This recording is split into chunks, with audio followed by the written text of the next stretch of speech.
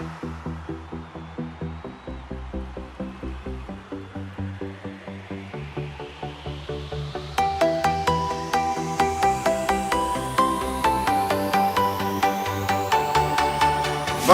galera, aí ó, vocês pediram, tô aqui com o Levin. Levin, obrigado aí por receber a gente aí nessa... Obrigado a você, não dá nem pra cumprimentar, né? Não dá, né? Tem que ser cotovelo aqui. Sabe lá se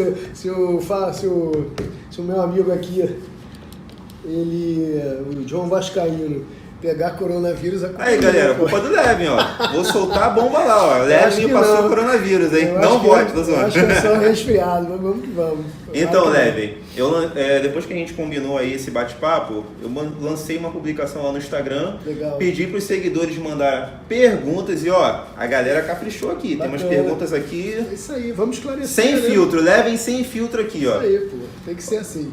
Vamos começar, hein? @DJ Brandão mandou assim, ó. Qual é o plano imediato de reestruturação do clube? O plano é esse aqui, né? É o Somamos. É um compêndio de 64 projetos. Vou mostrar aqui. Sempre que eu precisar ler alguma coisa, eu preciso do óculos, né? Então, você vê, começa com uma parte introdutória, né, de um futuro próximo para o Vasco. Depois entra no plano estratégico com vários projetos, um total de 64 projetos, John. E dentre esses 64 projetos, você pode ver aqui tem um capítulo que é dedicado às receitas, ao aumento de receitas. E esse aumento de receitas, ele estabelece 13 fontes de receita, sendo que pelo menos 9 são inéditas no futebol brasileiro. Então, o que nós fizemos é o que eu acho que deve ser feito em qualquer instituição que se pretende ser sério. É você entender os problemas da instituição, analisar os balanços, a situação financeira, o lado operacional e propor soluções com antecedência. Então, não existe possibilidade de fazer dar certo o Vasco ou qualquer instituição se não fizer um planejamento com antecedência. E normalmente o tempo ideal para esse planejamento ser iniciado é um ano antes. E é isso que a gente está fazendo. Nós fizemos um planejamento, né, um compêndio de projetos, porque não tem como dar jeito no Vasco. Qualquer um que diga diferente, na verdade vai estar iludindo a torcida vascaína. O Vasco precisa, como qualquer outra instituição que se encontra em uma situação difícil financeira, precisa de 2 elementos básicos, que é gestão profissional e captação de recursos. Só a gestão profissional não funciona, porque você consegue dar um nível de austeridade, você consegue segurar as contas, você consegue manter um orçamento no qual você gaste menos do que arrecada, mas isso não transforma a instituição. Isso aí vai demorar muito, as pessoas vão cansar, né? Porque no futebol o vascaíno está acostumado, né? Gente, aqueles que são um pouco mais velhos que você, havia um Vasco campeão, havia um Vasco disputar títulos. E esse caminho só da austeridade, só da gestão, ele funciona, mas levará 10, 15, 20 anos, talvez mais, para ajeitar a casa.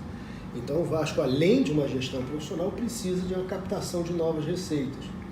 E as novas receitas, elas existem a partir do momento que você idealiza novos negócios, através de novas ideias, e principalmente indo ao exterior. Eu acho que o que me facilita encontrar essas novas possibilidades de captação de recursos é o fato de eu ser uma pessoa muito internacional. A minha atividade profissional, ela é muito internacional. Os meus clientes, 95% dos meus clientes estão no exterior. Nos Estados Unidos, na Inglaterra, no Japão, na Noruega, na Dinamarca, na Grécia, na China, na Coreia. Então, isso facilita muito, seja por conhecer assim como é que lidar com essas pessoas, né? Porque você ao longo de tantos anos você aprende a lidar com essas outras culturas. A facilidade com o idioma também faz a gente tratar os assuntos de uma forma direta, sem intermediário, isso ajuda muito.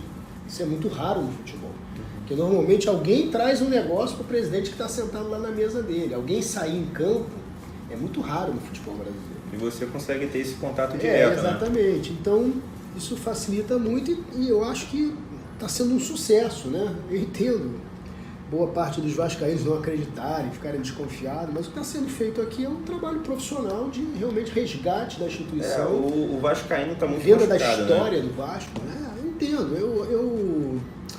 Eu assim, no início, como eu não era político, né, me tornei político, assim, o Teco foi construído em pleno voo. Eu não era político, eu era sempre um profissional, muito técnico. E eu não estava acostumado com esses ataques, né, na internet, nas redes sociais. Então, acho que num primeiro momento assim, eu reagi muito mal. Eu não soube lidar direito com isso e talvez eu tenha agravado a situação. Mas depois eu fui aprendendo e entendendo, compreendendo mesmo, né, o próprio meu coração se abriu e eu passei a entender a dor do vascaíno, até porque é minha dor também, né, a dor de a gente ser chacota, da gente ter virado vergonha, da gente ser sofrido, apesar da linda história que nós temos, dos grandes títulos que nós já conquistamos. Então, acho que nós conseguimos, eu e o torcedor vascaíno, se alinhar. Acho que está uma onda muito forte agora de sinergia com o torcedor, né? Percebo isso, esse movimento está acontecendo, seja quando eu vou aos estádios, né?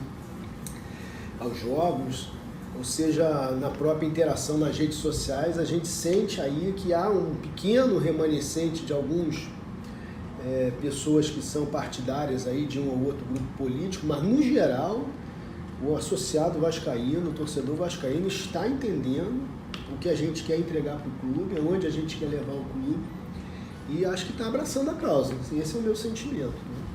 Aí, DJ Brandão, tá respondido? Levem, o @PedroLoure01 mandou: como você pretende escolher os conselheiros para acabar com o comodismo de alguns que estão lá dentro só visando o poder? Rapaz, eu acho que a melhor maneira, o melhor critério, isso eu já falei nos meus grupos, né? Nós temos hoje 5 grupos de WhatsApp, de sócios praticamente, 90% dos que frequentam esses nossos grupos são sócios, ou 80%. Os grupos estão praticamente lotados, estamos indo para o 6º agora. E eu tenho colocado para toda a minha base, que a nossa candidatura é uma candidatura, em primeiro lugar, apartidária. Nós não somos, o Leve não é de grupo político nenhum. E existem pessoas dos mais variados grupos políticos, não grupos políticos propriamente dito, mas pessoas que são ou que eram de mais variados grupos políticos, que se encantaram com a proposta. Alguns até foram expulsos dos seus grupos políticos por participarem do movimento. Outros permanecem nos seus grupos políticos, mas estão completamente fechados com essa candidatura. E a nossa candidatura ela é apartidária. E não que a gente não aceite os apoios dos grupos, mas ela é apartidária e ela não é vinculada, nem pode ser vinculada a nenhum grupo político. Ela é vinculada aos vascaínos, a despeito de... Não obstante que esse vascaíno seja ou não seja grupo político. Aliás, tem muitos que não são de grupo político nenhum. Eu não sei se as pessoas sabem, mas uma última pesquisa na última eleição revelou que 80% dos sócios vascaínos não está vinculado a nenhum dos 30 e tantos grupos políticos que existem. Ou seja, a maior parte do colégio eleitoral não é de grupo político nenhum. E tem muitos desses vascaínos que estão conosco, que não é simplesmente de grupo político nenhum, porque se identificaram com essa proposta apartidária, porque o ambiente político do Vasco, em função dessas dicotomias e adversidades e mágoas que foram criadas entre esses grupos, se tornou um ambiente muito tóxico, muito negativo. Quando você frequenta determinados grupos de WhatsApp, você vai da ironia à toxicidade mesmo, né? Realmente é muito, muito complicado. A política do Vasco é suja, né? É um reflexo, né? Tá cada um defendendo seus mas interesses. Essa política, John, entre os grupos políticos. O que eu quero chamar a atenção é que 80% do eleitorado do Vasco não está nisso. Pelo contrário, está aquém disso, longe disso, não querendo se envolver com isso. E esse público é o nosso principal público, é o nosso principal eleitor. E aí a maneira de escolher os 162 conselheiros é quem conhecer isso aqui melhor. É assim, nós não vamos escolher por causa de que pertence a esse grupo ou aquele, ou porque está nos dando tantos ou tantos votos. Até porque nenhum grupo político do Vasco pode nos dar mais votos do que essa faixa de 80% que não pertence a grupo político nenhum. Então, uma regra da nossa candidatura é que nós não trocamos cargos, nem postos no conselho, por apoio político ou por votos. Porque a gente acredita que nós vamos ganhar a eleição principalmente com os votos de quem não é de grupo político nenhum. Essa que é a nossa bandeira. E aí, o nosso critério é escolher os conselheiros por aqueles que tenham entendido o projeto que nós chamamos de Somamos, comprado o projeto, participado da construção desse projeto e vai brigar pelo projeto, não pelo leve. Eu acho que pela primeira vez na história do Vasco, quiçá da história do futebol brasileiro, nós vamos ter uma candidatura no qual os conselheiros eles abraçaram um projeto e não um candidato. Porque até se o candidato, quando virar presidente, se afastar da execução do projeto, ele mesmo está indo contra o projeto e os caras vão votar contra o presidente. Porque essa que é a ideia. Que a ideia não é estar abraçado comigo, a ideia é estar abraçado com um projeto inovador, um projeto que vai tornar o Vasco eficiente, que vai tornar o Vasco uma potência no futebol mundial. Então é isso que a gente quer abraçar. Então o critério e a maneira da gente ter o que chama-se, né, de chapa puro sangue é, na minha opinião, a melhor metodologia. É as pessoas entenderem e estarem abraçadas com o projeto, com as ideias que estão colocadas no projeto. Leve, tem previsão de quando o Somamos vai estar disponível para os torcedores verem online? Porque a maioria é... Sim, John, a ideia é democratizar o Somamos, né? A gente quer oferecer para o vascaíno um projeto e as pessoas conhecerem esse projeto e até mais que isso, assinar esse projeto. A nossa ideia hoje, se você ver aqui, esse é um esboço, né? Eu uso a palavra draft em inglês, draft 2, que significa esboço, feita por mim, leve esse ano. Mas a ideia é que quando a gente chegar na versão final, o final draft, é que a gente tenha leve esse ano e todo mundo assinando. Centenas, quiçá milhares de sócios assinando que esse é o projeto que eles querem para o Vasco. Então, a ideia está na segunda fase. Eu tenho a colaboração de um estrategista importante, que foi um cara que montou planejamento estratégico para o Porto do Riaçu, que fez umas considerações. Eu vou para a terceira fase do projeto, eu vou levar em consideração esses comentários dele. Depois eu vou para uma quarta fase que está sendo desenvolvida por um rapaz do Grupo Malta, que é um excelente financista, que é o Diego Raso. E a empresa de Portugal que eu contratei, que é a Firma, que já estão fazendo os modeling, né, as modelagens de planos de negócios para captação de receitas, porque uma das alternativas que a gente trará para resolver o problema do Vasco é a captação de financiamento no exterior, baseado na construção do estádio, que é o primeiro passo do novo estádio. Então, o critério é esse, né? Os conselheiros serão selecionados de acordo com o que eles acreditam e compram o projeto. E aí a gente acredita que a gente vai ter uma homogeneidade, a gente não vai ter um conselho multifacetado como hoje, onde um pertence a um personagem político, o outro segue outro personagem político, o outro segue outra chapa política e ninguém se entende. E muito importante também, a gente pretende dar mais diversidade ao conselho. A gente entende que isso é muito importante, que faltam mulheres no conselho, por exemplo. E a gente acredita que um conselho com mais mulheres terá uma reunião de mais alto gabarito do que essas que a gente tem visto ultimamente. E a gente quer colocar também mais negros no conselho. A gente quer um conselho mais colorido. Eu entendo que isso é muito importante, porque isso está em conformidade com a história do Vasco que a gente está vendendo lá fora. Não adianta a gente dizer que é um clube que combate o racismo e termos só 2 negros entre 300 conselheiros. Então isso é uma coisa que a gente precisa consertar. Eu já conversei com o Neguerê, inclusive, lá em Brasília, está me ajudando na captação desses elegíveis, né, para que a gente possa dar visibilidade a essa nossa ideia, que eu entendo que tem tudo a ver com o que nós somos, com o DNA do Vascaíno, do Vasco, do clube. Bacana. Aí, Pedro Loures 01, respondido, hein? Vamos lá. @JarbasCRVG. Como ele planeja sanear as dívidas do clube, aumentar as receitas? Rapaz, olha só, A pergunta é excelente, né? Porque todo mundo fala de sanear a dívida, mas ninguém fala de aumentar a receita. Então ele já deu a resposta na pergunta. A maneira hoje de você conseguir resolver o problema do Vasco é através desse binômio: instalação de gestão profissional e captação de novas receitas. Só a receita também não adianta. A gente pode entrar um caminhão de dinheiro no Vasco que não adianta da maneira como o Vasco está estruturado hoje. Basta a gente ver, por exemplo, a experiência que nós tivemos com o Nations Bank. Nós tivemos muito dinheiro já.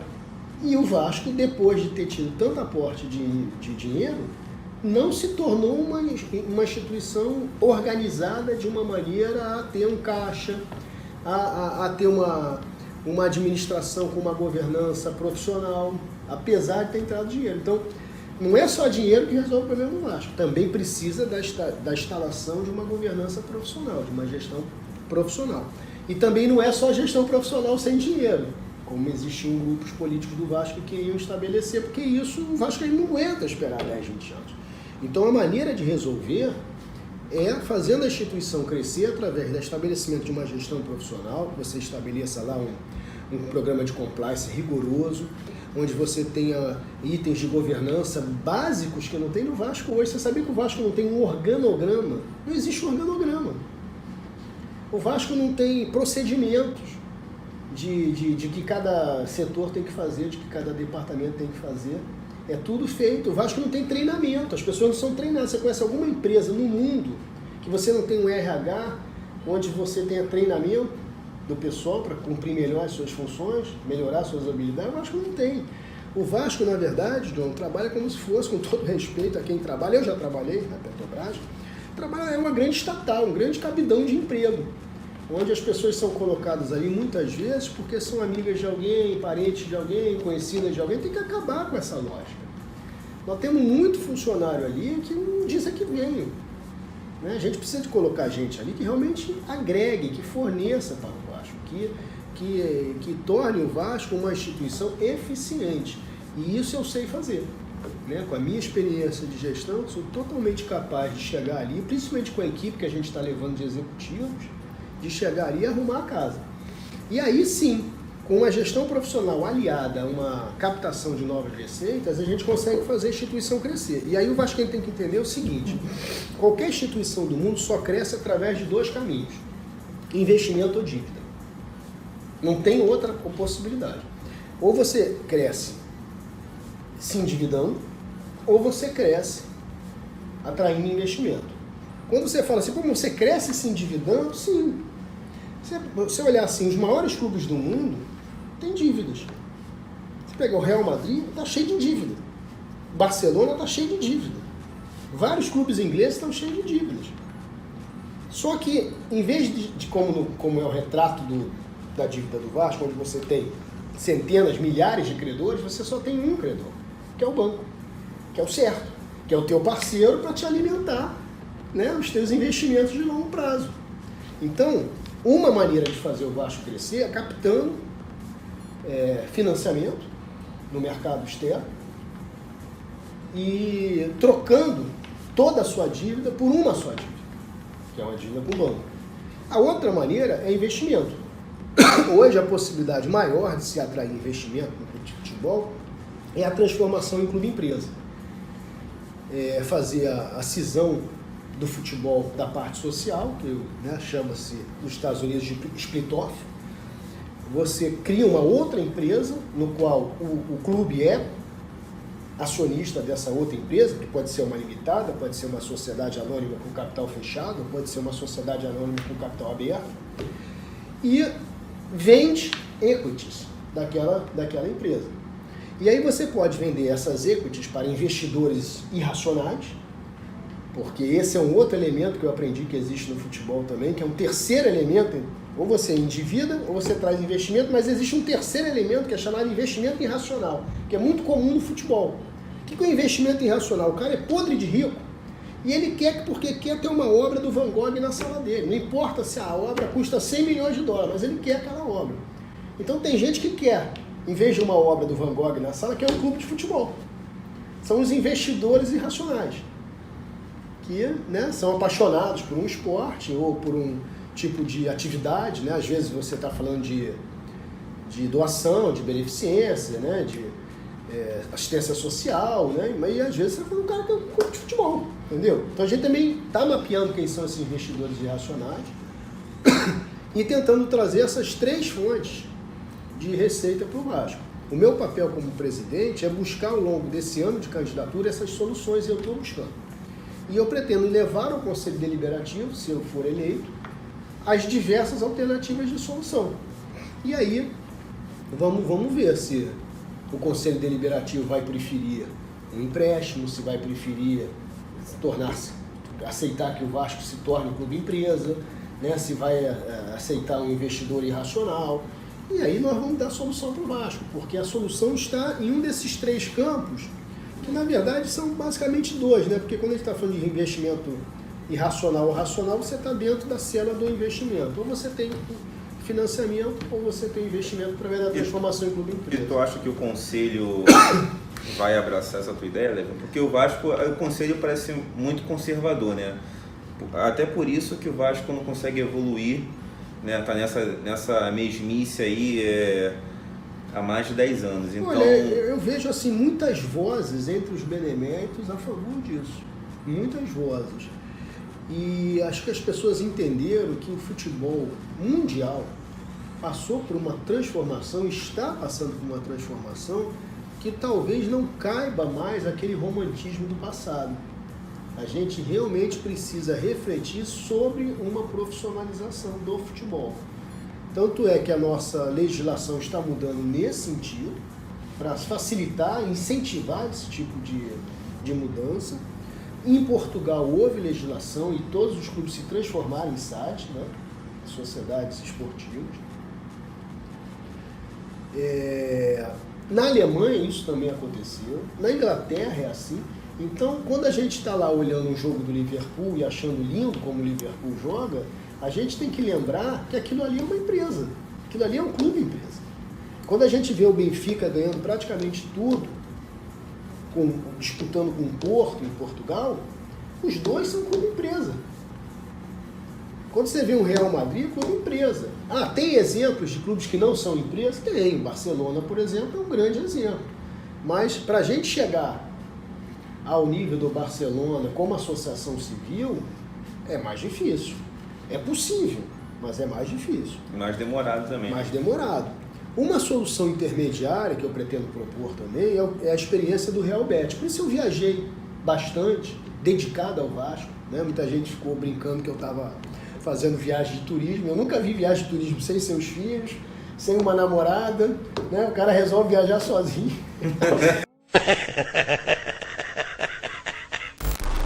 Por coincidência, só para praças de futebol, né? Mas enfim, tá valendo, tá valendo. Então, eu fiz uma viagem assim de muita profundidade, né? no qual eu fiz dezenas de reuniões com gente de ponta no futebol, grandes empresários, grandes agências, grandes clubes de futebol. Então, por exemplo, eu me reuni lá no Real Betis e entendi que a experiência deles é uma experiência que pode interessar muito se a gente vê que a coisa está meio travada assim nesse romantismo, nesse conservadorismo. A gente pode fazer a seguinte experiência: a gente vende executives para o torcedor. O torcedor do Vasco não fica dizendo sempre que o Vasco, né, nós somos o verdadeiro dono do Vasco. Não existe essa simbiose que é legítima, né, desse engajamento anormal, né, que a gente vê do torcedor, essa paixão do torcedor do Vasco, que não tem igual no mundo todo com o clube. A gente pode dar a oportunidade dele mesmo ser o dono. O Real Betis fez isso. 30% do Real Betis pertence a 14 mil torcedores. E com essa grana que foi arrecadada da venda de 30% do clube empresa, no qual o Real Betis se transformou, 70% do clube, 30% do torcedor, aconteceram 2 consequências. O Real Betis se tornou rico, de pobre para rico, e construiu o seu estádio, que é maravilhoso. E outra coisa muito interessante do ponto de vista esportivo: a torcida não vai a mais o jogador, porque o jogador pertence a ela. É um asset dela, entre aspas, um patrimônio dela. É um bem dela. Então ela não vai a mais o jogador, ela só incentiva. Porque ela vai vaiar, o jogador vai perder valor no mercado. Então, mas no Vasco hoje... Isso teve um efeito espetacular, né? No Vasco hoje, eu vou te falar, com esse time aí, Mas isso aí é um outro cenário, né? Um outro contexto. É difícil a torcida não vaiar, né? Mas aí, evidentemente, poucos ali se salvam. Seria outro contexto, né? O que importa, John, assim, é que a gente vai dar solução para o Vasco. Eu não tenho nenhuma dúvida de que eu vou entrar em 2021, se o Vasco ainda assim quiser, com solução. Porque a solução não está no Brasil. Não adianta a gente ficar parado, lá o presidente ficar parado dentro da sala dele lá em São Cristóvão, achando que a solução vai cair ali no colo dele, não vai. Né? Então eu acho que há muitos e muitos anos que não tinha alguém que tivesse essa disposição de sair em luta, de sair em campo, de ver outros cenários, de aprender com outras experiências, de trazer soluções. E com o dólar do jeito que está hoje, numa proporção de 5 brau, o que parece pra gente um absurdo de investimento, para eles não é nada, cara. Você acha que para alguém que está lá em Emirados Árabes ou no Catar, 300 milhões de dólares, 200 milhões de dólares é dinheiro? Não é. Pra gente, 1 bilhão, 2 bilhões é uma loucura. Mas para eles, o equivalente a isso em dólar, em euro, na moeda deles, não é nada. Estão só sentados em cima de uma mina de ouro, de uma mina de petróleo, na verdade, ou de gás, e eles não estão muito preocupados com isso não. O que eles querem é gente séria. O que falta ao futebol brasileiro, e foi isso que eu aprendi também nessas minhas viagens, todo mundo tem interesse em investir no futebol brasileiro no exterior, mas falta credibilidade. O Brasil e o futebol brasileiro são vistos lá fora como desorganizado e corrupto. E por isso não tem muito investimento ainda no exterior. Mas quando quando eles estão diante de alguém que eles sentiram firmeza, assim, que tem contatos, que tem competência, que tem credibilidade, é terrível você falar de você mesmo, mas é verdade, por tudo aquilo que eu vivi aqui nas minhas empresas ao longo desses anos, foram coisas que foram conquistadas através de muito suor. Não sei se o vascaíno sabe, mas eu era muito pobre. Né? Pobre a ponto de ter que estudar no corredor do prédio, porque minha avó não tinha como pagar a conta de luz. Então, tudo que eu conquistei com muito suor, com muito estudo, com muito trabalho. E as pessoas no mundo todo abraçam essa história, entendeu? Então abre porta, abre muita porta. E aí a gente consegue um contrato como esse, com a Sene, que é uma empresa de alta reputação na Europa, né? Uma empresa sueca, aceitando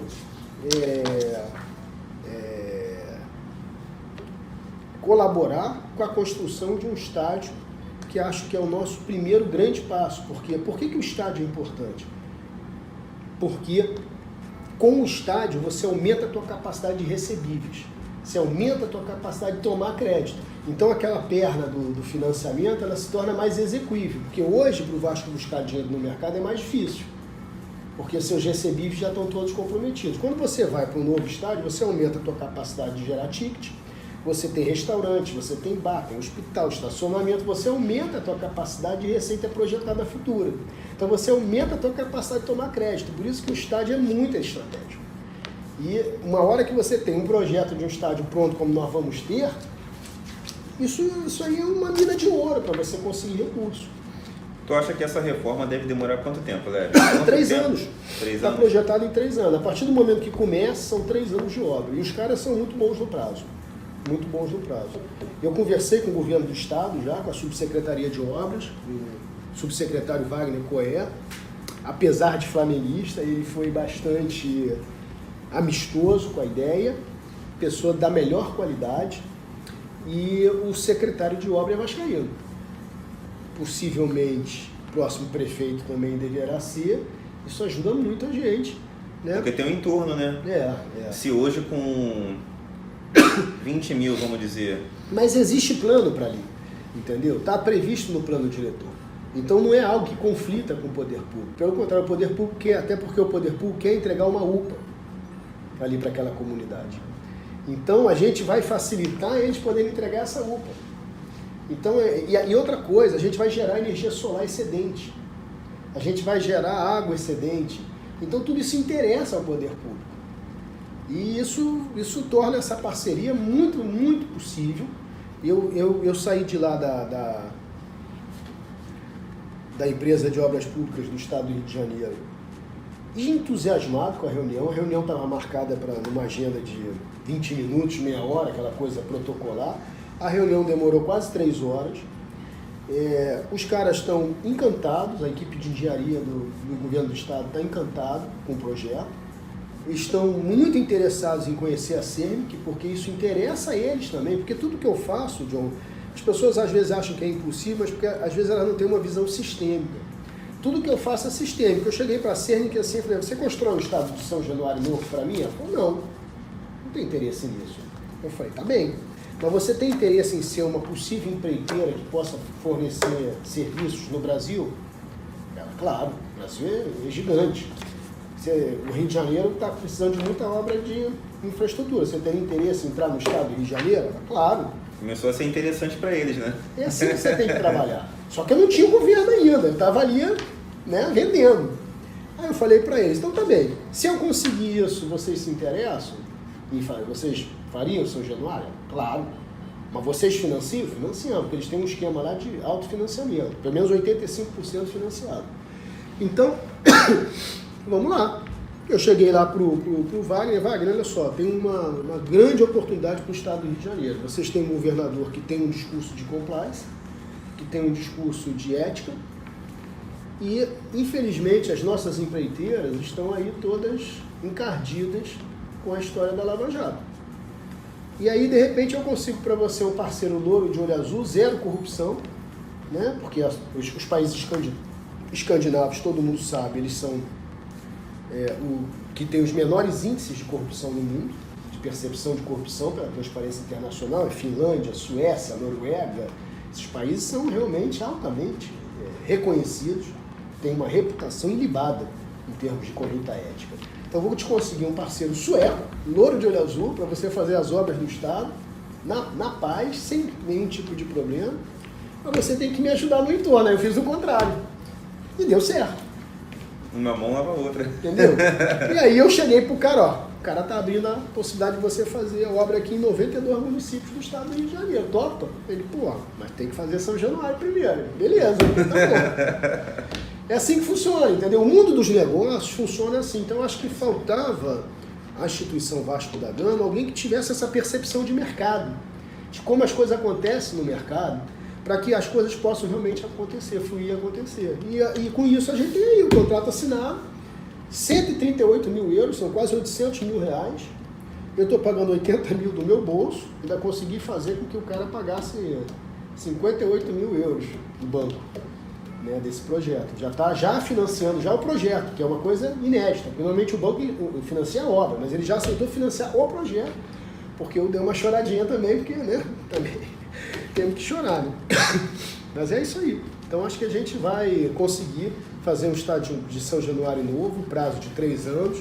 A ideia é que será o estádio mais moderno da América do Sul, para 55 mil lugares. Um estádio que será o primeiro estádio, pelo menos aqui da América do Sul, a conseguir uma Green Bond, por ser sustentável ambientalmente. Se a gente consegue a Green Bond, os patrocínios no estádio triplicam, quadruplicam de valor, porque muita empresa quer estar associada a essa questão de sustentabilidade, né? Quer associar sua marca a isso. Então a gente abre assim um campo de expansão, de aquisição de receita fora do comum. E você acha que, por exemplo, essas obras começariam quando? Vamos supor, você ganhou as isso, eleições... olha, o primeiro passo para isso é fazer um plano digital. Para isso eu preciso que a diretoria administrativa do Vasco permita aos suecos irem a São Januário e fazer as medições, botar lá os aparelhinhos dele e medir, não é nada demais. Eu já falei, inclusive, com alguns beneméritos, eles estão fazendo uma intermediação aí, de fazer uma aproximação de uma reunião com o Campeiro, para que eu possa explicar isso. Qualquer projeto arquitetônico de estádio que o Vasco venha a fazer necessita desse plano digital. Esse plano digital tem um custo considerável e eu já estou pagando. Então, e eu vou doar para o Vasco. Então, de qualquer maneira, mesmo que o futuro presidente do Vasco, caso não seja eu, não queira ir à frente com esse projeto, queira fazer um outro projeto, esse plano digital será necessário. E vai estar lá já com menos uma despesa para o clube. Da mesma maneira, eu pretendo doar o projeto para o Vasco, independente de quem seja o próximo presidente. Então, eu estou pagando 80 mil euros do meu bolso para a gente ter um projeto no São Januário espetacular, fora do comum. Se eu for o presidente, eu vou fazer. Eu já estou acertado com a CERMIC para fazer, entendeu? Inclusive, o financiamento está dado. Se o próximo vai fazer ou não, vai depender da CERNIC ter confiança de fazer com o próximo, vai depender da CERNIC sentir firmeza, né? Aí é outra discussão, mas o projeto é para o Vasco. Bacana. Vamos lá. @Douglas Cronenberg. Tem cada arroba aqui que é complicado. Vamos lá. Já tem algum valor para investir fluxo de caixa no clube nos primeiros 60 dias? Antes, cara. A minha ideia é chegar com tudo pronto. Entendeu? A única coisa que eu vou precisar fazer, que como eu vou ter mais de uma alternativa conceitual, é reunir o conselho o mais rápido possível para perguntar qual alternativa que ele quer. Se ele quer virar clube empresa ou se ele quer financiamento. Mas essas duas alternativas nós estamos trabalhando para conseguir, seja o financiamento, seja a transformação do clube empresa. Então nós vamos até novembro coletar as propostas e vou levar as propostas para o Conselho Deliberativo. A ideia é que a gente tenha a solução financeira para o Vasco no dia 1. Não precisa esperar 60 dias, não. No primeiro dia que a gente entrar no Vasco, né, aquela festa, tal, não sei o quê, no segundo a gente reúne o Conselho, uma semana depois, né? Estou exagerando, mas quando for possível, né, dentro dos prazos estatutários, a gente reúne o Conselho. Gente, a gente tem essas soluções financeiras para o Vasco, mas a gente vai dar a solução financeira para o Vasco. Ô, Levin, e você tem ideia, assim, mais ou menos, do que te espera lá? Tenho, eu conheço a situação do Vasco. Uma coisa que eu posso afiançar para o vascaíno é que ele não vai ouvir de mim frases do tipo, não sabia que era tão grave assim, o buraco é muito mais fundo do que eu achava, é uma herança maldita. Isso quem diz, cara, John, quem diz isso é quem não fez planejamento, é quem não estudou a situação do clube. Não, isso aí é uma coisa que todo mundo sabe, né? A gente viu uma até o torcedor sabe como é que um cara que está se Então, candidatando a presidente do clube não sabe. Então, entendeu? eu acho que se pro cara assumir a presidência, o cara tem que estar ciente disso tudo. E se ele não tem uma solução, não sabe como lidar com isso, o cara não tem nem que se candidatar. Mas a gente está dando solução, como eu te mostrei aqui, e o vascaíno todo vai conhecer esses humanos com antecedência suficiente para poder julgar se isso é bom ou não. Nós temos 13 fontes de receitas diferentes. A gente está falando das principais. A principal... Por quê? Porque não adianta, como a gente está ouvindo falar, vai arrumar 20 milhões. O que 20 milhões adianta para o Vasco hoje? É um paliativo. Resolve um problema por 2 meses, 1 mês, 3 meses. O Vasco hoje precisa de muito mais recurso que isso. Entendeu?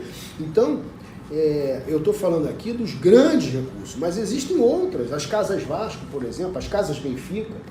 A gente quer construir as Casas Vasco. As Casas Benfica, elas dão de retorno financeiro para o Benfica 30 milhões de euros por ano. São quase 200 milhões de reais.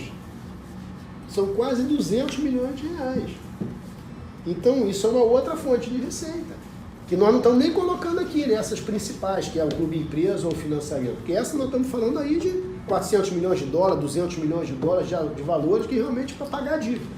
Entendeu? Mas assim, se você for juntando, aí nós estamos botando as casas de aposta no Vasco. As casas de aposta para vascaínos. É uma outra fonte de receita inédita que nós não temos. Né? Então tem name rights, venda de name rights. É uma outra fonte de receita. E name rights normalmente é pago de forma adiantada. A gente está praticamente fechado com a Infront, que é uma empresa suíça pertencente à Vanda Group, que gostou muito do projeto também e está interessado em investir no projeto. Eu recebi ontem, eu tive uma conversa ontem. Muitos vascaínos não gostaram, porque os vascaínos têm um sonho, né, de ter a Nike ou a Adidas novamente no Vasco. Mas eu conversei com o diretor de marketing da Divova, e se ele fizer a proposta nos níveis que eu pedi, nós vamos ter o melhor contrato de fornecimento de material esportivo do Brasil. Nós vamos ter um contrato de material esportivo de 30 milhões por ano. Hoje o nosso contrato com a capa é de 2,5, 30 mil peças. O cara vai dar 100 mil peças. Só o Flamengo recebe 100 mil peças hoje. Então, a malha, a qualidade do uniforme é espetacular, porque os italianos em matéria de moda, aquela camisa encinturada que a Itália jogou uma das Copas do Mundo, é linda a camisa. A capa é italiana. Né? Exatamente. Então, eles sabem fazer moda. O contrato com a capa está até desconheci o valor, é 2,5 milhões? Não é mais do que 3 milhões por ano, com certeza. É entre 2 e 3. Muito pouco. Mas entendeu? Claro que deve ter aí os plus, né, de acordo com o número de camisa que vende e tal. Mas com os atletas que a gente tem hoje, não vende muita camisa, né? A Diadora o Vasco estava tendo que pagar para usar, né? Não sei se você estava o Diadora, o conceito de contrato era diferente. Poderia dar certo se fosse investido, mas também era mais ou menos nessa faixa, né? Nós estamos falando de aumentar a receita de material de fornecimento esportivo em 10 vezes. Mas levem, vamos supor, 15 vezes. A capa está para poder entrar agora no Vasco. Aí você também tem essa proposta desse outro material esportivo. De roupa. Então, como é que seria essa transição? Cara, a gente vai, se necessário for, conversar com outro fornecedor, tentar amigavelmente resolver, se não conseguir, vai rescindir, porque nós não podemos prescindir, mesmo o custo de uma rescisão, se necessário for, pagar a multa, porque existe uma discussão de que pode haver aí $1 de aproveitamento, né, por o valor econômico está muito abaixo do que você está recebendo em competitividade, isso às vezes dá causa para rescisão, inclusive sem precisar pagar qualquer cláusula penal. Então também é bom que você tenha um gestor com conhecimento jurídico, ele traz o conhecimento jurídico para dentro da gestão. Né? Mas, ainda que se tivesse que pagar alguma coisa numa eventual rescisão, vale a pena, porque nós estamos falando de um valor 15 vezes maior. Isso. Entendeu? Então, mas eu queria muito a Nike. Cara, depende. A Nike não quer. Mas eu queria muito a Adidas também, mas a Adidas quer pagar a mesma coisa que a Divulga quer pagar? Se pagar, eu prefiro também, talvez. Entendeu? Mas tem que ver. Há quantos anos nós não temos uma proposta da Adidas? Você acha que os outros presidentes, que os outros candidatos não tentaram? Entendeu? Eu vou ter uma conversa com a Adidas, eu vou ter ainda uma conversa com a marca, nós já tivemos uma conversa com a Nike, entendeu? Mas a gente tem que ver quem quer também. E outra coisa, às vezes vale mais a pena você ser o melhor cliente de uma empresa do que um qualquer, misturado na multidão numa outra empresa. Há poucos anos atrás, 30 anos atrás talvez, 30 e poucos anos atrás, a Nike não era conhecida. A Nike era uma mera importadora dos produtos Tiger. Ninguém sabia quem era a Nike. E se tornou a Nike. Por que não pode ser a Divulga? E de repente a gente está abraçando essa empresa que é nova no mercado, que recebeu elogios de ter os uniformes mais bonitos da Europa em 2018, que está em 60 clubes do mundo, que patrocina vários clubes do Oriente Médio, onde não falta riqueza para as pessoas escolherem quem são os fornecedores de material esportivo, não falta riqueza em Dubai, não falta riqueza na Arábia Saudita, eles estão lá no Oriente Médio, fornecendo para vários clubes ali do Oriente Médio, e falta a eles um grande protagonista no mundo, que pode ser o Vasco. E isso é uma questão de oportunidade. E por que eles estão dispostos a pagar? Por que eu convenci? A primeira proposta que eles me fizeram foi de $600 mil. Eu falei, não quero. Como é que eu vou botar vocês, todo mundo vai me xingar, por $600 mil? Mas o que você vai nos oferecer em troca? Cara, eu vou construir 300 casas Vasco. Eu sei que o fornecedor de material esportivo, ele não ganha dinheiro, jamais, com a venda de camisa. Como é que ele ganha dinheiro? O cara Nike, por exemplo, está no Corinthians. Então, na loja da Nike, o corintiano vai lá comprar uma camisa do Corinthians, mas ele compra um tênis, ele compra uma chuteira, ele compra um par de meia, ele compra outros produtos. É assim que se ganha dinheiro. Então, o que eu estou dizendo pro cara? Cara, eu vou fazer as casas Vasco. Eu vou deixar você vender nas casas Vasco os seus produtos, não só a camisa do Vasco. E aí você vai ter 300 lojas no Brasil todo, sem custo operacional, sem empregado, sem essa aporreação. Você vai ter que me ajudar na distribuição. E ainda ganha um parceiro de distribuição para as casas Vasco, para os franqueados. Melhora a rentabilidade dos franqueados, porque eles vão ter mais produtos, além dos produtos do Vasco para vender, eles vão ter outros produtos interessantes para quem gosta de esporte.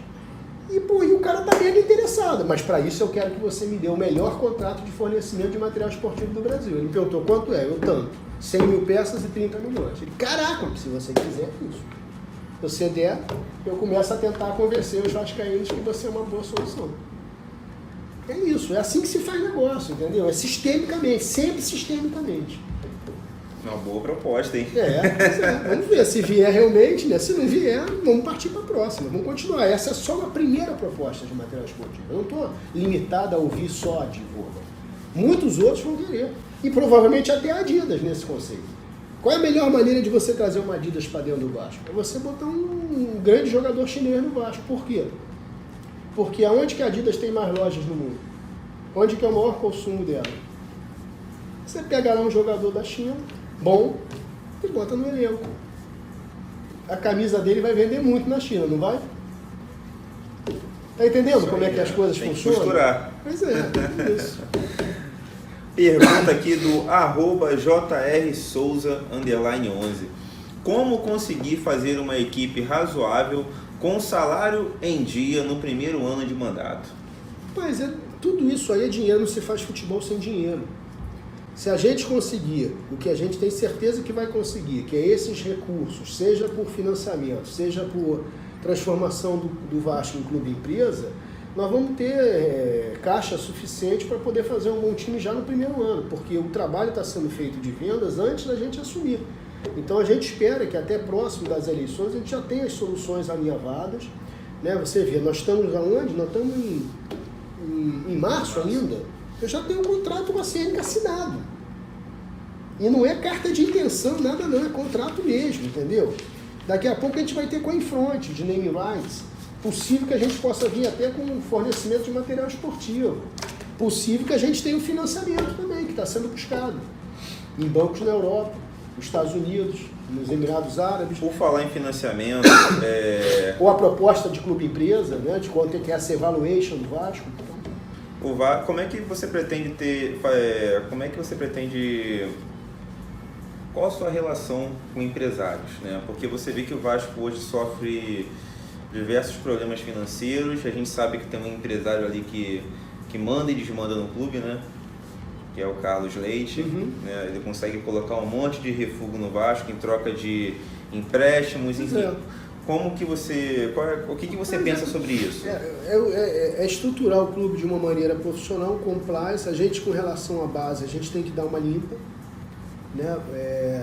Nós temos que lembrar que nós estamos tratando com menores de idade. Então existe uma legislação brasileira muito rígida com relação a isso, que é o Estatuto da Criança e do Adolescente.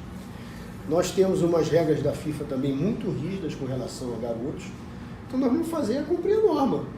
Entendeu? Dar uma limpada, cumprir a norma, acabar com qualquer tipo de sacanagem que possa existir ali, estabelecer um compliance e com os recursos que a gente vai trazer, a gente pretende manter um centro de custo separado para a base, 400 mil por mês, para a gente ter 5 milhões mais ou menos por ano de investimento na base, para que a base seja estruturada de uma maneira que funcione realmente, de forma organizada. E vamos nos esforçar o que nós pudermos para que nenhum novo talento seja vendido antes dos 24 anos. Quem quiser levar, que pague o máximo da cláusula penal. Isso aí, os jogadores hoje do Vasco saem a preço de banana, a gente teve o Paulinho aí. Mas interessa a muita gente, às vezes as pessoas não entendem. Infelizmente, a maldade do ser humano é uma coisa absurda. Uma instituição endividada interessa a muita gente. Porque sempre você pode dar como desculpa do porquê você está vendendo abaixo do preço a necessidade. Então, manter-se endividado, às vezes, é muito interessante para quem está pensando em si e não na instituição. Como nós estamos aqui pensando na instituição, porque o Vasco, para mim, não é oportunidade de negócio, o Vasco, para mim, não é cabide de emprego, a minha vida está resolvida. Eu não preciso de um centavo de nada lá, de rebate, de comissão, de coisa nenhuma, de canto algum. As pessoas ficam até assustadas comigo quando eu vou conversar. Não, eu não quero nada, eu não preciso de nada, entendeu? Então, quando a gente vai com uma lógica assim, que até assusta, né, uma lógica assim de não quer tomar lá da cá, você realmente consegue botar os pingos nos is e fazer as coisas acontecerem, entendeu? Então, acho que a gente tem que fazer acontecer, tem que moralizar a base. E a gente vai fazer isso, com gente sério, com compliance sério, né, com recurso e com outro tipo de relacionamento com empresários. Isso quer dizer que o Carlos Leite está proibido de entrar no Vasco? Não, ele vai ter os jogadores dele, ele vai ser respeitado como agente do jogador. Agora, quem manda no Vasco é o Vasco. Quem escolhe os jogadores do Vasco é a sua equipe científica, de análise científica, o seu analisador de scout, seu coordenador científico, com informações do mercado, para que a gente contrate gente que realmente seja produtiva, para que a gente não vire um estaleiro. Entendeu? Então a gente vai fazer isso de uma forma profissional. Para isso a gente vai ter lá o CAPES, para isso a gente vai ter coordenadores científicos, para isso a gente vai ter gente de análise, para isso a gente vai ter uma equipe profissional de futebol, de suporte, não só para as 4 linhas, mas para a observação do mercado. Então, a gente pretende inclusive usar programas de inteligência artificial para isso, para colaborar com isso. A gente vai trazer muita inovação, muita tecnologia, muito profissionalismo para dentro do clube, para que a gente possa fazer essas escolhas de maneira mais criteriosa e não em conformidade com os interesses de A, B ou C. Que é o que acontece. Mas para isso, John, a gente tem que tornar o Vasco independente financeiramente. Por isso que esse esforço financeiro é o core business de tudo, é o principal. Bacana. @Fabrício_DCS. Quem seria o diretor executivo do Vasco caso ele seja eleito? Estou imaginando que está falando de diretor executivo de futebol, né? É, isso. Ou não? Não sei, né? Porque na verdade... A gente teve aí o Alexandre Faria, a gente tem agora o Mazuco aí no futebol. Porque na verdade, nós vamos ter a estrutura que eu quero colocar no Vasco é uma estrutura semelhante à do Flamengo. Nós vamos ter lá 8 executivos, né? Com CEO, CFO, né? Tudo bonitinho. Eu convidei o Augusto Tanuri para ser o nosso diretor geral. O Augusto é dono da Lydian Holdings, eles acabaram de comprar a Editora Abril por 1 bilhão e 700 milhões. O cara é o papa da recuperação judicial, da recuperação de empresas que estejam em situação difícil, aplicando uma boa gestão para que elas melhores e vender a empresa num preço melhor. Então o cara é o papa, né, realmente das finanças. Nós estamos com a firma aí, que é uma empresa de Portugal, de consultoria financeira também, nos ajudando. Então, eu estou pagando a firma do meu bolso também, são 150 mil euros, justamente para a gente conseguir esses recursos lá fora. E com relação ao futebol, eu tenho os melhores me procurando. O projeto Somamos chegou na mão dos melhores, que eu não quero falar nomes agora, porque alguns deles estão, no momento, trabalhando em outros clubes. Mas eu posso garantir ao vascaíno que os melhores diretores de futebol do Brasil e do mundo conheceram o projeto Somamos e estão interessados. Eles que estão pedindo para ser diretor de futebol do Vasco. Bacana. Entendeu? Então nós temos aí nomes consagrados no Brasil nessa função que estão interessados e encantados com o projeto Somamos e querendo vir para o Vasco. Isso para mim é até um problema, porque eu não sei como é que eu vou acomodar tanta gente boa. Eu vou ter que talvez fazer escolhas. Um deles é você, as pessoas já estão vendo aí, que é o Fábio Cordella, que é um italiano, né, que está ajudando bastante, né, e também pode vir a ser uma opção. Respondido, hein? Vamos lá. @Sandro.albuquerque199. Qual é o plano que ele quer fazer para o Vasco sair dessa crise? O plano é a captação de receitas, né? Acho que isso aí, essa pergunta, ela está mais ou menos respondida anteriormente, né? Porque captando novas receitas através de novos negócios, dividido aí nessas duas alternativas macro, que é o levantamento de financiamento internacional ou a entrada de investimentos, sejam racionais ou irracionais, na transformação do Vasco em clube empresa. Esses são os dois grandes blocos de mudanças que a gente pretende fazer. A venda de naming rights com o estádio também pode ajudar muito, mas basicamente é captando novas receitas, que é o trabalho que a gente está tendo já. O @Edrey_Ventura, ele fez uma pergunta aqui, meio que um desabafo, né?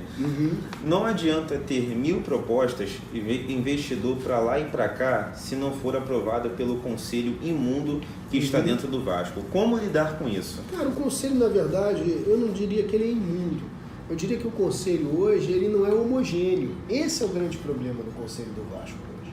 É porque as pessoas às vezes não entendem, ou pelo menos não se lembram, ou não realizam que a chapa vencedora brigou entre ela. Esse é o grande problema do Vasco. A chapa vencedora era uma chapa que tinha Campelo, que tinha o pessoal do Júlio, tinha o pessoal do Campelo e tinha o pessoal do Monteiro. Os três brigaram entre si. E aí ninguém se entende. Entendeu? Então nós não temos uma chapa homogênea. Se nós entrarmos com uma chapa fechada com um projeto, com 120 caras que estejam fechados entre si, é muito difícil você perder uma votação do conselho com 120 votos. O problema é que hoje você não tem, ninguém tem 120 votos. Está todo mundo muito dividido. Está muito dividido porque a chapa, na verdade, o que chamam de golpe, que era uma manobra prevista no estatuto, de acordo com a eleição da maneira como era, pelo menos, foi que a chapa que venceu brigou entre si.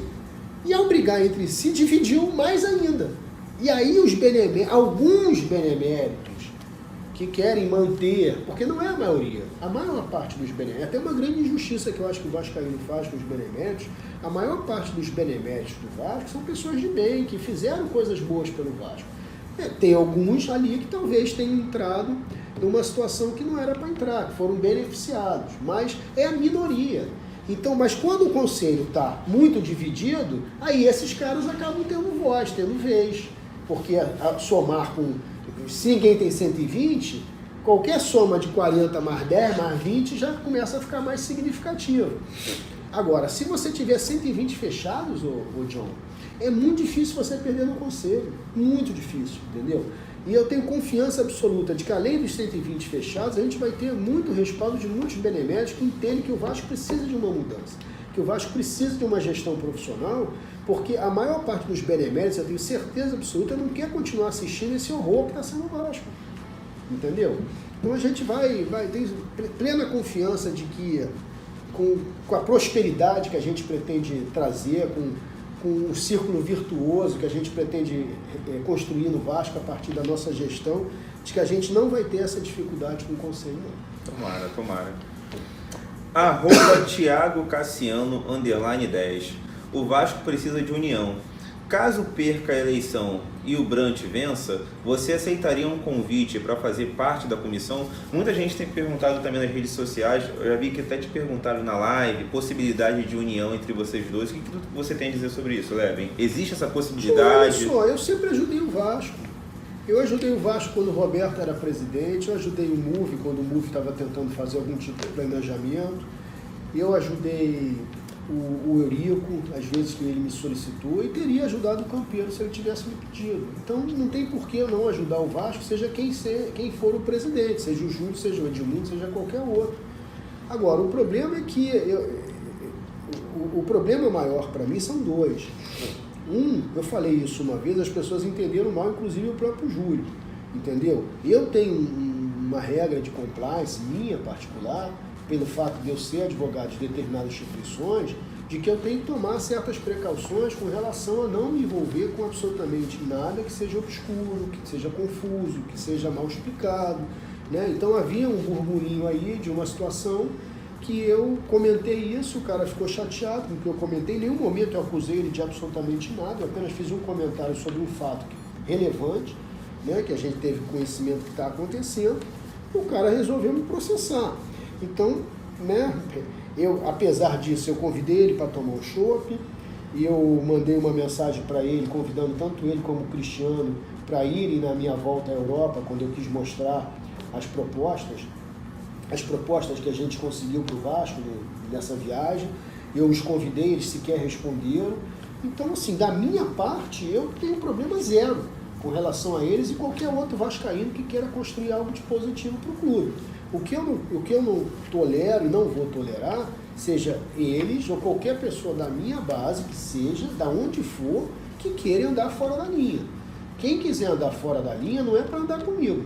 Então eu não vou aceitar ir para um Vasco onde eu não tenha segurança, onde eu não tenha credibilidade, onde eu não tenha confiança, vamos dizer assim, de que as coisas vão ser feitas dentro de uma regularidade ética, dentro de uma conduta normal. Aí eu posso me recusar a aceitar. Agora, se for para fazer um Vasco honesto, competente, ético, construtivo, seja quem for lá, pode contar comigo sem problema nenhum. Vocês já tiveram algum diálogo? Vocês já conversaram alguma vez? Eu tentei, né? Eu mandei uma mensagem, né, convidando, e ele me processou, né? E aí eu acho que quando você judicializa, você torna mais difícil qualquer tipo de diálogo, né? Pô, e eles têm essa mania, sempre Vasco lá. Eu acho engraçado isso, porque ele ficou chateado com um comentário meu, que na verdade eu não acusei ele de coisa nenhuma, eu falei somente de uma situação que estava existindo. E a Sempre Vasco, desde que eu me lancei candidato, que já tem um ano, ou pelo menos pré-candidato, que a militância da Sempre Vasco, você vê nitidamente que é a militância da Sempre Vasco, que não é de outros pré-candidatos ou agentes políticos, ela me ataca tentando desconstruir a minha imagem repetidamente. É uma coisa assim, quase que insuportável. Hoje eu já estou mais gato escaldado, já estou mais tranquilo. E graças a Deus o vascaíno foi percebendo que isso estava acontecendo, e hoje eu tenho muita gente me defendendo que eu nem sei quem é. Porque o cara já está alinhado ideologicamente com o que eu estou propondo para o Vasco. Mas assim, cara, é impressionante. E você vê assim, às vezes, até as mesmas frases que você vê que é uma coisa orquestrada o ataque. Porque não é possível que diferentes pessoas, diferentes perfis em diversos lugares diferentes estejam escrevendo exatamente a mesma coisa.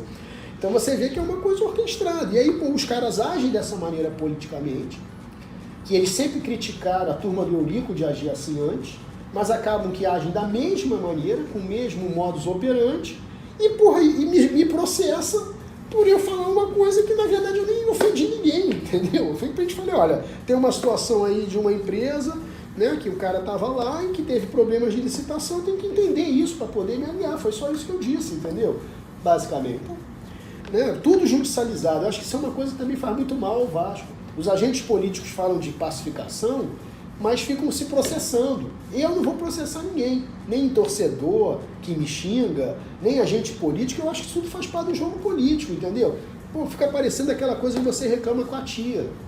Ah, tia, fulano me xingou no recreio, pô, meu, vai lá e resolve com o cara, entendeu? Em nenhum momento a gente procurou, já foi direto para essa parte. Exatamente. Né? É complicado.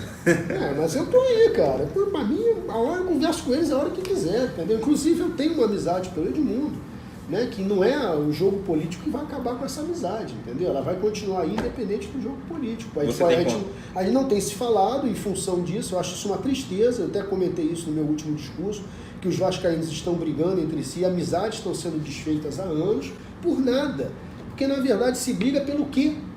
Porque ninguém traz solução para o Vasco. O que a gente tem que fazer é isso aqui. Não digo que eu sou o único capaz de fazer, não, mas o exercício a ser feito é esse, sei lá, fazer um projeto, entendeu? Construir realmente algo para o Vasco, trazer parceiro, trazer alternativa e pronto. Mas fica todo mundo brigando pelo que poderia ser, o que deveria ser, o que não é. Parece uma discussão do sexo dos anjos, um ambiente altamente crítico, tóxico, que não constrói para o Vasco, entendeu? Não constrói, as pessoas têm que parar com isso, enfim. Não acrescenta em nada. Nada.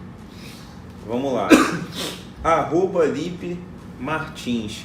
Qual a possibilidade de quitar toda a dívida nos 3 primeiros anos de mandato? Total, e como pretende fazer isso? Total, seja através de quitar, olha só, quitar a dívida é uma coisa complicada, tá? Acho que o correto é falar equacionar a dívida e gerar caixa. Até porque a dívida é muito grande, né? Se fala em 500 milhões... Dívida é algo que qualquer instituição convive e deve conviver. Por exemplo, talvez não seja inteligente, mesmo que você tenha um recurso, você quitar a dívida tributária toda. Porque você tem um bom Profut ali que pode te dar algum resultado. Então, na verdade, quitar a dívida pode não ser a melhor alternativa. Mas equacionar a dívida, sim. A dívida do Vasco vai ser equacionada.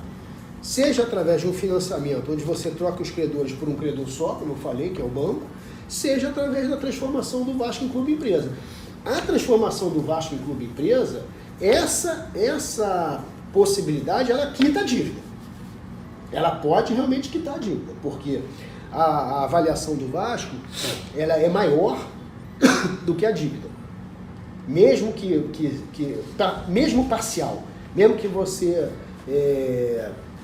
tenha o Vasco ainda como cotista, 50%, 51%, 49% a ser discutido, mesmo a metade do valor que valeria o futebol do Vasco, é suficiente para pagar a dívida. Então essa seria uma alternativa de realmente quitar a dívida. Mas isso, como eu falei, é algo que precisa ser aprofundado e discutido no Conselho, qual que é a solução que o Conselho quer.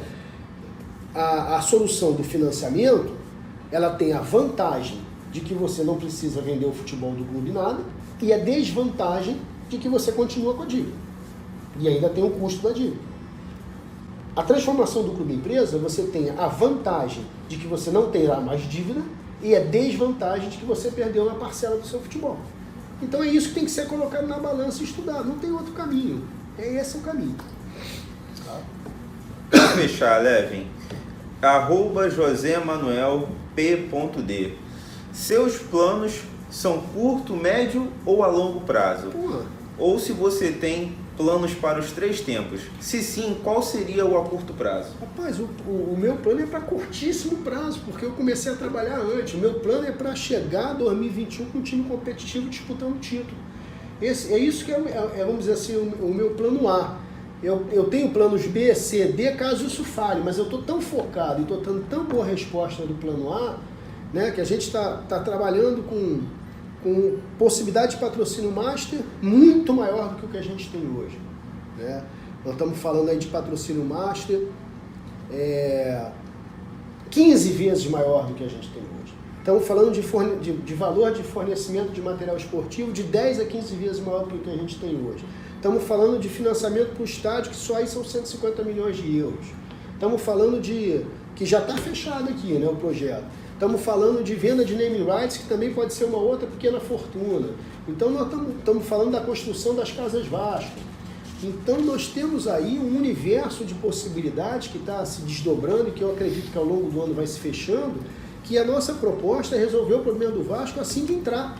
É realmente dar uma outra dinâmica, dar uma outra cara ao clube, e aí sim também será importante, porque como eu falei, não basta ter só dinheiro. O Vasco já teve dinheiro. O Vasco precisa de recurso e precisa de gestão profissional também. E aí a gente vai estabelecer uma gestão profissional para ter austeridade, para ter transparência, né, para ter uma expansão de programa de sócios, que é um outro programa que a gente tem, uma outra captação de receita que a gente tem. Eu falei com o Pini Zahavi, por exemplo. Você o que eu quero de você? O Pini chegou, eu quero ajudar o Vasco. Ele ficou encantado com o projeto também. Você sabe que o Pini é um dos grandes empresários do mundo. E essa lógica aí de Carlos Leite, tudo, ela se transforma totalmente quando você traz esses caras.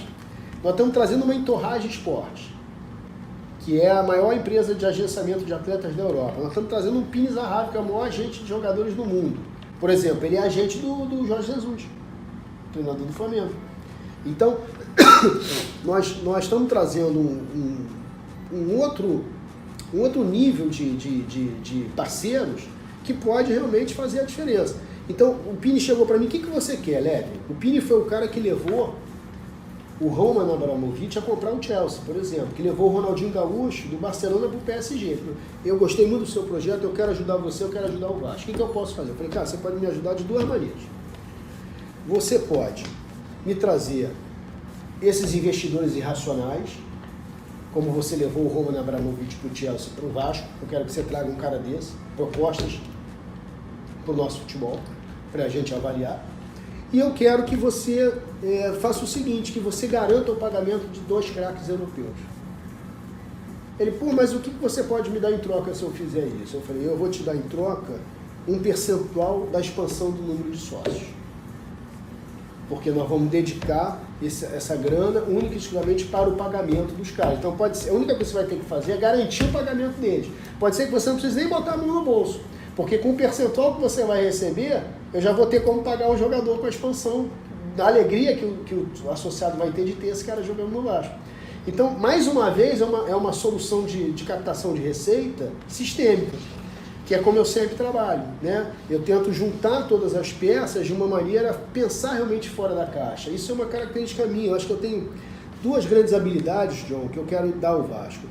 Uma é essa capacidade de vendas que eu tenho, e a outra é essa capacidade de montar estratégias. Então isso é o que fez eu sair da pobreza para a prosperidade. É essa capacidade que eu tenho de realmente montar grandes estratégias de curto, médio e longo prazo. Então, as minhas vendas são sempre vendas casadas, assim, sistêmicas. E o cara ficou, cara, e quanto que isso pode me dar? Olha, se a gente saiu de 30 mil para 180 mil, a gente pode sair de 180 mil para 500 mil se o fulano vestir a camisa 10 do Vasco. Ou o outro fulano vestir a camisa 9 do Vasco. Caramba, é sério, é. E aí você pode ganhar dinheiro sem precisar botar a mão no bolso. E ele se interessou. Então nós temos aí uma série de possibilidades novas. Eu acho que o Vascaíno ele tem que ter confiança de que no que nós estamos propondo para o Vasco é muito honesto, muito palpável, muito concreto. Assusta assim no primeiro momento, porque nós não estamos acostumados a ver isso, né? Não é só no Vasco, não é no futebol brasileiro, mas é porque nós não estamos acostumados a ver no futebol brasileiro realmente um executivo de mercado vir trabalhar. Isso é muito raro. Isso aconteceu no nosso rival recentemente. Mas só agora, porque nem o Bandeira era um executivo de mercado, para dizer. O Bandeira era um grande diretor, né, do BNDES, de uma estatal. Agora tem lá o cara da área de petróleo e tal, sei o que, o Landim. Agora, isso é uma coisa muito rara no futebol brasileiro. Vem realmente um executivo de mercado que está acostumado a lidar com grandes negociações, com grandes resoluções de crises e trazer essa expertise para dentro do futebol. Então, eu acho que esse que é o grande diferenciador do porquê que algumas pessoas acham que falaram, né, no início que eu era um lunático, um maluco, tal, não sei o quê, mas na verdade porque ele está trazendo uma lógica de mercado, de como as coisas funcionam no mercado corporativo realmente. Né? E a gente pretende, John, ter um Vasco sem dívidas, um Vasco rentável, um Vasco eficiente, um Vasco inclusivo, né? Um Vasco na vanguarda da inovação tecnológica, um Vasco campeão e principalmente um Vasco inspirador. Porque o que eu gosto mais aqui desse projeto é que toda empresa ela tem que saber, toda instituição ela tem que saber para onde ela está indo. Hoje, no Vasco, as pessoas vão cada uma para o seu lado e a instituição não é empurrada junto. O que a gente quer dar para o Vasco é um propósito. Qual é o propósito que a gente quer dar para o Vasco? A gente quer fazer o Vasco ser uma instituição que inspire as pessoas a serem melhores e a dar o seu melhor. É isso que a gente quer para o Vasco. O Vasco ser um clube modelo de luta contra o preconceito no mundo todo, ser reconhecido no mundo todo como uma grande instituição que luta contra o preconceito, uma instituição que inspira as pessoas a serem melhores, com essa aptidão global que o Vasco tem de homenagear um navegador que desbravou os mares para descobrir novos mundos. Então é isso que a gente quer dar ao Vasco, essa pegada conceitual que vai fazer esse marketing de bens intangíveis alcançar esses investimentos irracionais, e já está fazendo, né, através de várias técnicas de venda também casadas, no qual a gente consegue efetivamente usar a experiência do que os americanos chamam de other people's money, que é isso que a gente está fazendo. Mas você vai ser um Paulo Nobre no Vasco? Não. Eu vou ser muito mais do que um Paulo Nobre, porque o que a gente está trazendo para o Vasco precisaria de uns 8, 9 Paulo Nobre para trazer. Porque a gente não está trabalhando com o dinheiro do Levin propriamente dito, a gente está trabalhando com a inteligência financeira que o Levin tem de trazer recursos de outras pessoas, o other people's money, para dentro da instituição. E é isso que a gente vai fazer, é a técnica exclusiva e inovadora de other people's money no futebol. Né? Pô, você quer fazer negócios no Brasil, faz um estágio para mim. Você precisa de uma empreiteira nova, então vou trazer uma empreiteira para você. Nós precisamos de craques, você garante a ele que ele vai receber, que é o que ele precisa, ter garantia que ele vai receber, e a gente vai aumentar o número de sócios e uma parte disso é sua. Então esse tipo de venda sistêmica casada é o que leva a gente a ter essas oportunidades. Todo mundo está ganhando. Todo mundo está ganhando. E botar a mão no bolso também, né, meu amigo? Porque infelizmente ninguém constrói nada sem dinheiro, cara. Eu estou pagando 150 mil euros do meu bolso para ter uma consultoria financeira, para a gente realmente trazer um financiamento internacional.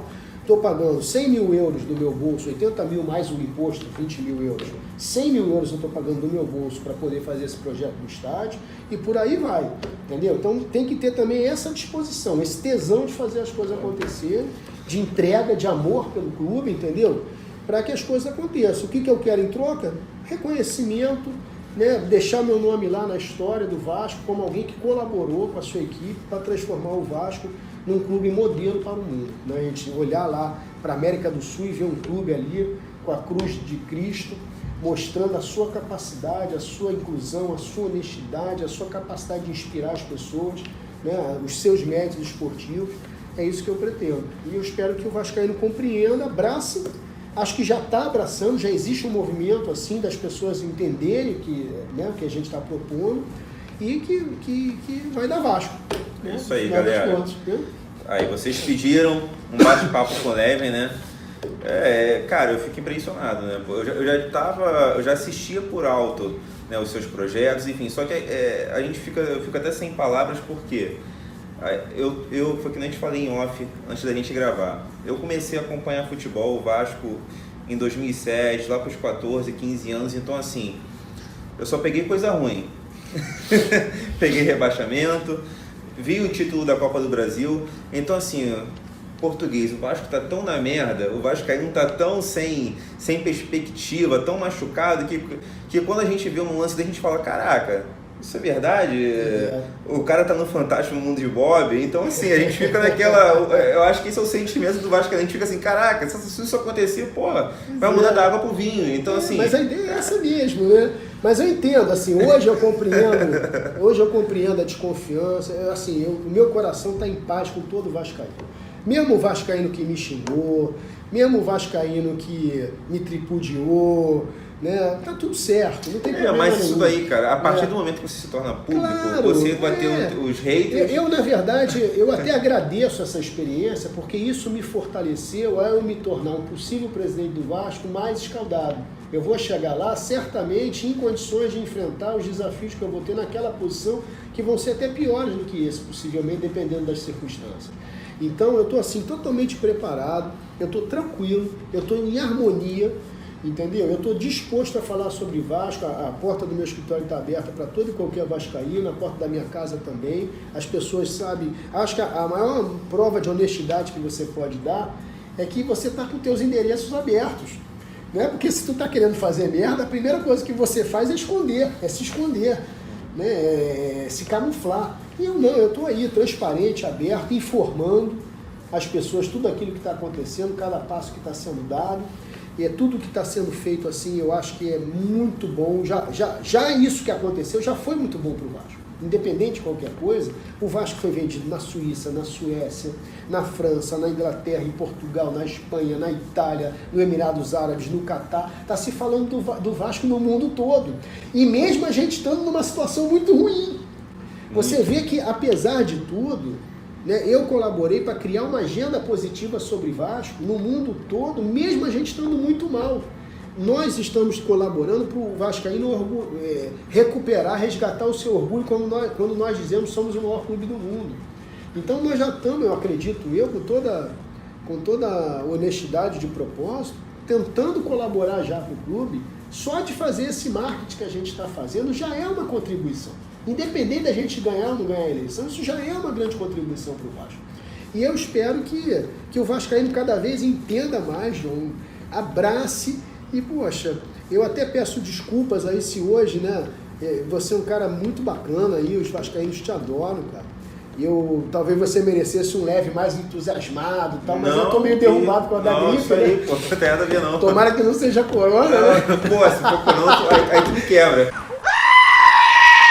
Então peço minhas desculpas aí, o Vascaíno, se eu tô meio derrubado hoje, mas é uma gripezinha que eu peguei, que não é corona, que senão eu vou ferrar com o John aqui. Não faz isso não, cara. Mas, cara, ele até me perguntou se eu queria adiar, né, John, mas ele já tinha avisado, eu sou um cara assim que quando você promete, cumpre, entendeu? Eu não gosto de marcar uma coisa e desmarcar, porque eu acho isso muito chato, os vascaínos já estavam esperando, então eu quis manter, mesmo estando um pouco derrubado aí, eu só peço desculpa se de repente não foi aquele entusiasmo todo, mas as ideias são essas e em breve todos vão ter acesso ao Somamos em Português e entender a profundidade, a beleza do que a gente está propondo para o Clube de Regata Vasco da Gama.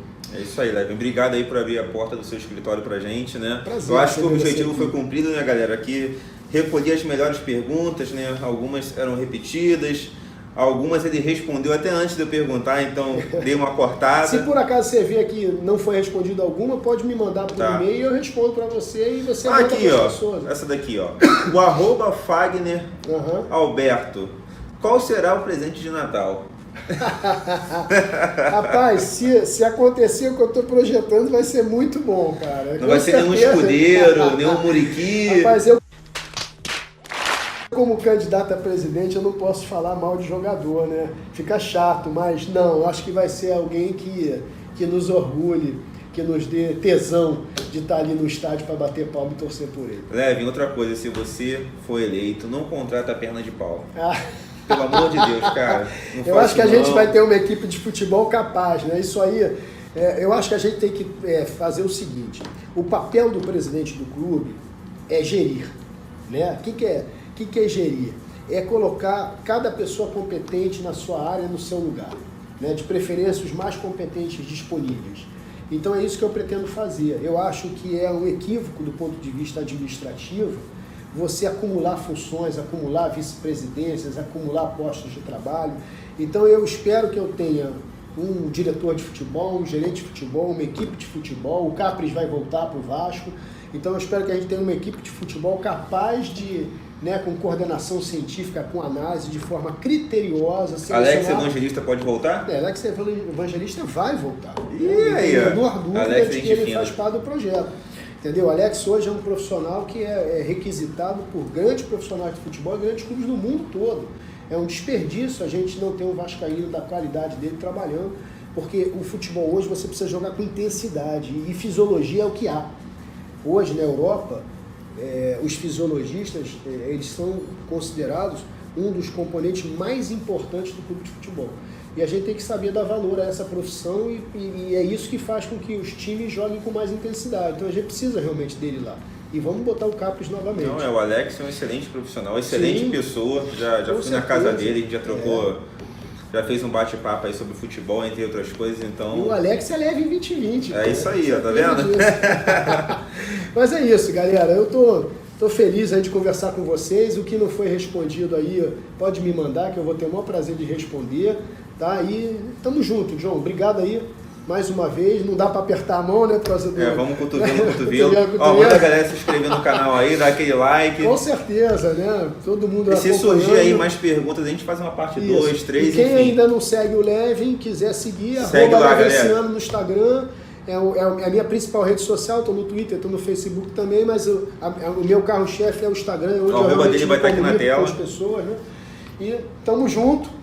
Somos o maior clube do mundo, vai dar Vasco. Isso aí, galera. Tamo junto, ó. Forte abraço.